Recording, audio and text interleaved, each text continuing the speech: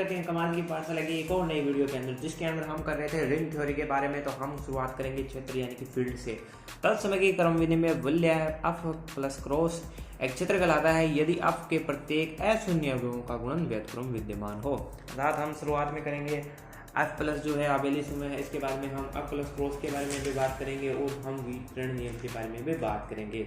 तो सबसे पहले आप देखिए, इसमें अंदर दो चीज़ें ये कह रहा है। सबसे पहले हमारे पास क्या है, सबसे पहली चीज़ है हमारे पास तत्समय क्रम विनिमय वल्य, पहली वल्य है। दूसरा कह रहा है अशून्य अवयव।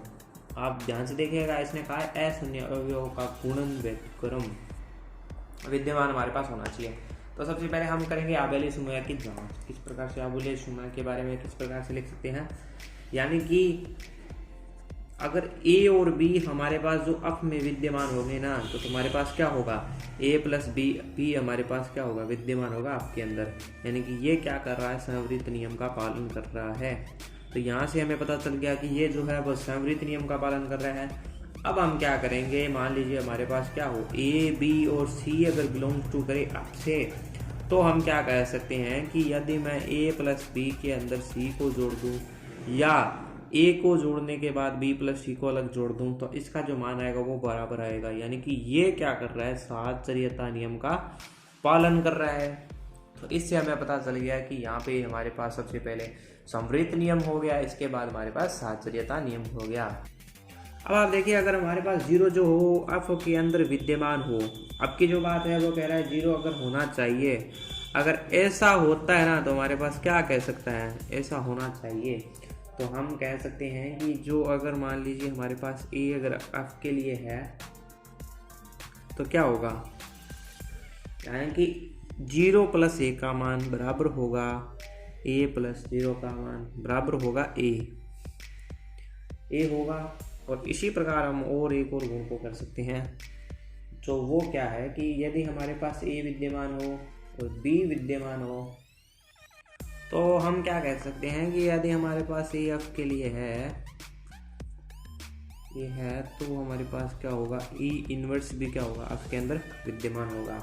और ऐसी स्थिति में हम क्या कह सकते हैं कि ए प्लस माइनस ए बराबर होगा माइनस ए प्लस ए, और ये मान हो जाएगा 0 के बराबर। यानी कि योज्य व्युत्क्रम उपस्थित होगा इसके अंदर। तो योज्य व्युत्क्रम उपस्थित होगा हमारे पास यहाँ से। इससे हम कह सकते हैं कि हमारे पास क्या है, एक योज्य व्युत्क्रम उपस्थित है। और यदि ए बी अगर एफ के लिए है हमारे पास, जो अगला जो नियम है, यानी कि जो हमें आबेली समय सिद्ध करना था, इसके लिए हमें क्रम विनिमय नियम और बच गया। इसके लिए यदि हम करें कि ए और बी अगर बिलोंग्स टू करता है एफ के लिए, तो क्या कह सकते हैं हम, तो इसके लिए हम कह सकते हैं कि ए प्लस बी का मान और बी प्लस ए का मान क्या होगा, आपस में बराबर। और ऐसा होने पर यह हो जाएगा एक क्रम विनिमय, ये बन जाएगा क्रम विनिमय होगा। और क्रम विनिमय होगा तो ये हमारे पास एक एफ प्लस क्या बन जाएगा, एक आबेली समूह, यानी कि एफ प्लस क्या होगा, एक आबेली समूह। तो ये बन गया हमारे पास आबेली समूह। अब हमारा जो नेक्स्ट स्टेप होगा ना, वो होगा दूसरा, यानी कि दूसरा हमारा स्टेप होगा एफ नॉट को और क्रॉस को हम क्या सिद्ध करेंगे, इसको भी हम एक आबेली समूह सिद्ध करेंगे। और अब हम सिद्ध करने जा रहे हैं इसको एक आबेली समूह है। तो हम एफ प्लस आबेली समूह सिद्ध कर चुके हैं। अब आप जीरो क्रॉस है आबेली समूह ग्रुप सिद्ध करेंगे, जहाँ आप जीरो जो एफ के सभी शून्योत्तरों का समुच्चय है। तो किस प्रकार से सिद्ध करेंगे, अगर मान लीजिए हमारे पास क्या हो, अगर ए और बी एफ से बिलोंग्स करें, एफ जीरो से, तो क्या होगा, तो ए बी भी जो है वो हमारे पास एफ नॉट से बिलोंग करेंगे, जो क्या हो गया, ये हो गया संवृत्त। पहली चीज हमारे पास हो गया संवृत्त नियम। अब हम करेंगे साहचर्यता। यदि हमारे पास क्या हो, A B C belongs to करे एफ जीरो से, तो हमारे पास क्या होगा, तो हमारे पास होगा कि ए क्रॉस बी क्रॉस सी का जो मान होगा वो होगा ए क्रॉस बी क्रॉस सी। यानी कि ये क्या कह रहा है कि साहचर्यता नियम का पालन कर रहा है। तो हमने संवृत्त नियम को पालन कर लिया, साहचर्यता का पालन कर लिया। अब आप देखिए क्या हो रहा है हमारे पास, यानी कि एक अगर हमारे पास आपसे बिलोंग्स टू करता है, यानी कि एक अगर बिलोंग कर रहा है, इसका अर्थ है कि एक जो है वो शून्य के बराबर नहीं है। तो ऐसी स्थिति में क्या होगा कि हम लिख सकते हैं कि ए क्रॉस 1 बराबर ए। ठीक है, अगला नियम क्या कह रहा है हमारे पास, वो कह रहा है कि हमारे पास मान लीजिए ए बिलोंग्स टू एफ को करता है, जहाँ ए का मान जो है वो 0 के बराबर नहीं है। इसका अर्थ है कि ए इनवर्स एफ भी है जो भी बिलोंग करेगा, ए इनवर्स जो है एफ से भी बिलोंग करेगा। और अगर हम गुणा करेंगे ए इनवर्स से तो हमारे पास क्या प्राप्त होगा, इकाई, यानी कि इसका जो व्युत्क्रम है वो भी इसके अंदर उपस्थित होगा। यानी कि ए अगर 0 से 0 के बराबर नहीं है तो इसका मतलब है कि ए इनवर्स भी हमारे पास उपस्थित होगा, यानी उसका व्युत्क्रम भी उपस्थित होगा। अगला जो है वो कहता है कि यदि ए और अगर बी है जो बिलोंग्स टू एफ करते हैं तो इसका अर्थ है कि ए क्रॉस बी बराबर होगा बी क्रॉस ए के, यानी कि ये क्या हो गया, एक क्रम विनिमय नियम आ गया हमारे पास। यानी कि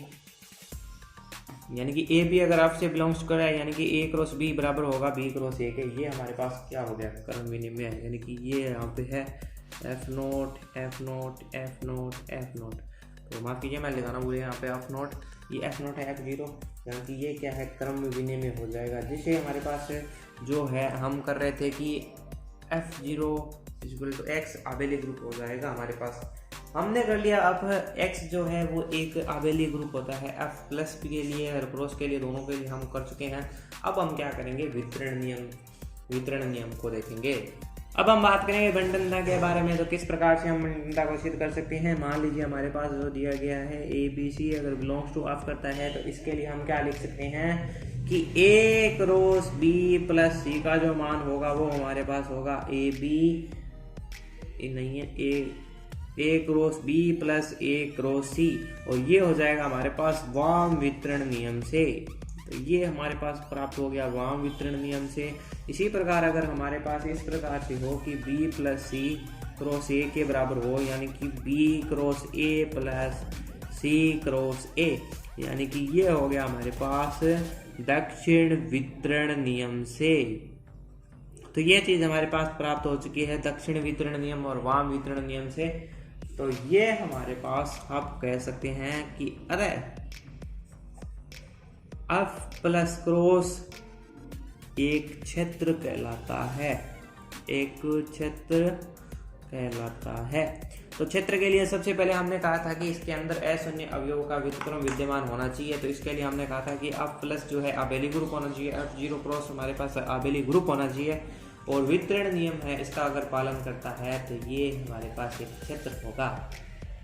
अब बात करेंगे हम एक एक अवयव के बारे में। यदि r प्लस क्रॉस हमारे पास एक तत्समक की वल्य हो तथा a बिलोंग्स टू करता है r से गुणन संक्रिया का तत्समक हो एवं a बिलोंग्स टू r के लिए b बिलोंग्स टू r करता है, तो इस प्रकार से विद्यमान होना चाहिए कि हमारे पास ab का गुणा या ba का गुणा 1 प्राप्त हो और ab जो है परस्पर एकक अवयव कहलाते हैं। अगर इस प्रकार की हमारे पास स्थिति बनती है तो वो क्या कहलाते हैं, एकक अवयव कहलाते हैं। एग्जाम्पल के रूप में हम देख सकते हैं कि जो वल्य हमारे पास है, अगर मैं एग्जाम्पल के रूप में बात करूं तो हमारे पास मान लीजिए एक वल्य है जिसके अंदर हमारे पास 0, 1, 2, 3 और 4 तक दिया गया है, और इसके लिए हमारे पास पूछा गया है कि +5 और क्रॉस 5। अगर इस प्रकार की हमारे पास वल्य हो तो जिसके लिए अशून्य अवयव कौन से होंगे, यानी कि 1 क्रॉस 1, जिसका अर्थ क्या होता है 1। अगर हम करें 2 क्रॉस 3 तो इसका भी हमारे पास होगा 1। इसी प्रकार अगर मैं करूँ 4 क्रॉस 4 तो भी हमारे पास एकक अवयव होगा। यानी कि हमने जो क्रॉस मॉडुलन के अंदर देखा था कि किस प्रकार से अगर करें तो क्रॉस मॉडुलन के अंदर हमारे पास 1 प्राप्त होता है।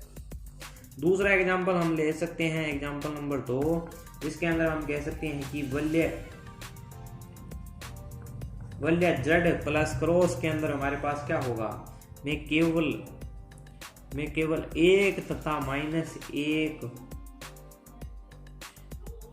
ही 2 एकक अवयव हैं।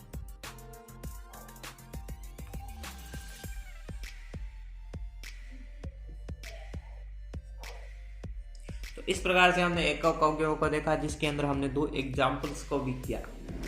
अब हम क्या करने जा रहे हैं, थ्योरम को सिद्ध करने जा रहे हैं। थ्योरम कहती है कि किसी तत्समक की वल्य के एककों का समुच्चय एक गुणात्मक ग्रुप होता है। तो हमें क्या सिद्ध करना है कि एक गुणात्मक ग्रुप होता है। तो सबसे पहले हम माना कि R एक तत्समक की वल्य क्या दिया रखा है, हमें क्या दे रखा है कि जो दिया है, यानी कि आप देखोगे सबसे पहले हमें दे रखा है कि r प्लस क्रॉस एक तत्समक वल्य है। तो सबसे पहले हमारे पास क्या दिया है,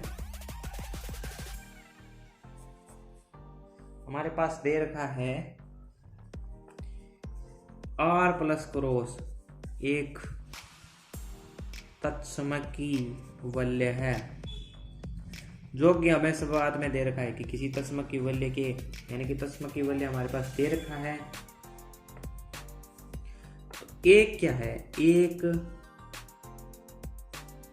उसका गुणात्मक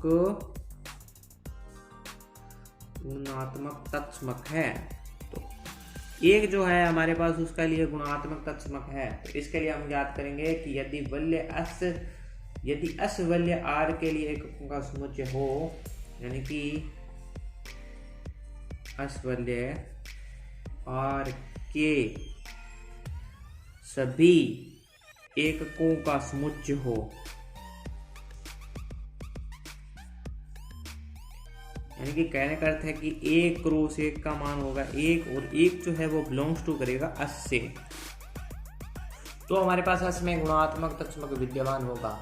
तो अगर हमारे पास मान लीजिए कि ए बी जो बिलोंग्स टू अस से कर रहा है और ए बी हमारे पास एक का भी होगा, तो सी डी अगर बिलोंग्स टू अस के लिए करे तो क्या होगा, यानी कि एस सी का अगर मान हमारे पास एक के बराबर हो और इसके लिए सी ए हो, और तथा हमारे पास क्या हो, बी डी का मान के एक के बराबर हो, या क्या हो हमारे पास डी बी हो। तो इसके लिए हम क्या लिख सकते हैं, अब क्या होगा हमारे पास ए बी और डी सी के लिए हम ज्ञात करेंगे। तो इसको हम लिख सकते हैं ए बी डी और सी, और हमें पता है कि बी डी का जो मान है वो एक के बराबर है। तो यहाँ से हम लिख सकते हैं कि ए इंटू 1 और सी। तो इससे क्या होगा, हमारे पास ये मान आ जाएगा ए सी के बराबर, और ये जो मान है वो हो जाएगा 1, क्योंकि हमें पता है कि ए सी का मान होता है 1। यानी कि यहाँ से ए बी और डी सी के लिए हमारे पास मान हो गया 1। इसी प्रकार हम क्या कर सकते हैं कि जो डी सी है और ए बी का अगर हम गुणा कर दें तो इसका मान क्या होएगा हमारे पास। तो इसके लिए भी देख लेते हैं कि डी को अगर रख दिया, यानी कि सी ए, और ये हो गया बी, और सी ए का जो मान है हमें पता है कि सी ए का जो मान है वो है 1 के बराबर। तो यहाँ से लिख सकते हैं डी इंटू 1 और बी, यानी कि ये आ गया डी बी, और डी बी के लिए भी हमें पता है कि इसका मान होता है 1, यानी कि यहाँ से भी इसका मान हो गया 1। इससे हम क्या लिख सकते हैं कि ये जो मान हो सका है हमारे पास 1 है, यानी कि अतः हमारे पास क्या है कि अतः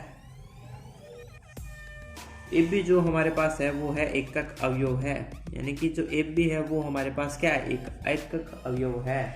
यानी कि चूंकि जो है हमारे पास ए और बी जो है वो बिलोंग्स टू करता है अस से, इसका अर्थ है कि हमारे पास इसके लिए क्या होगा, इसके लिए हमारे पास ए बी भी जो है वो बिलोंग्स टू करेगा अस से। और इस करने पर यह क्या हो गया कि गुणन संक्रिया है वो समृद्ध है, यानी कि ये जो है वो गुणन संक्रिया है हमारे पास, गुणन संक्रिया समृद्ध है। तो ये होगी समृद्ध।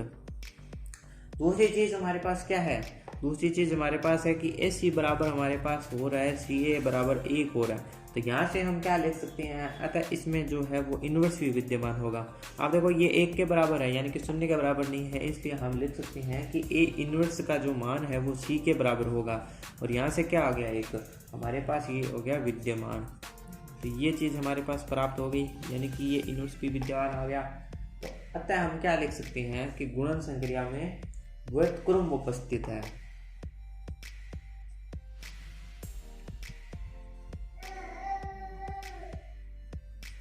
तो व्युत्क्रम हमारे पास क्या है, इसके अंदर उपस्थित है।